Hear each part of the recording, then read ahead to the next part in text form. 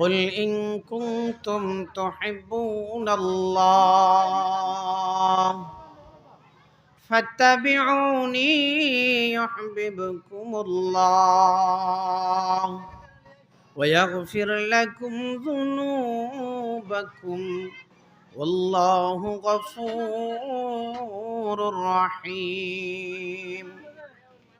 আসমান ও জমিনের মালিক রব্বুল আলামিন কালামুল্লাহর এই আয়াতের মধ্যে বলেন, হে নবীজি আপনি দুনিয়াবাসীকে জানাইয়া দিন, ইন কুনতুম তুহিব্বুনাল্লাহ,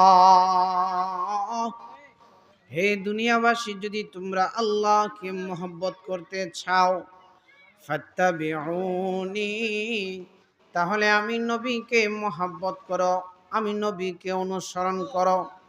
ইউহিব্বুকুমুল্লাহ, দুনিয়াবাসী যদি তোমরা আমি নবীকে মহব্বত করতে পারো, আমি নবীর অনুসরণ করতে পারো, তাহলে তোমরা আমি নবীর মহব্বতের মাধ্যমে রব্বুল আলামিনের মহব্বত পাওয়া যাইবাই।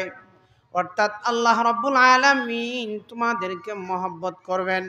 ওয়া ইয়াগফির লাকুম যুনুবাকুম, আল্লাহ বলেন বান্দা বান্দি শুধুমাত্র নবীকে মহব্বত করলে আল্লাহ মহব্বত করবেন এমন নয়, বরং আল্লাহ আরেকটা পুরস্কার ঘোষণা করছেন, ওয়া ইয়াগফির লাকুম যুনুবাকুম ওয়াল্লাহু গফুরুর রহিম।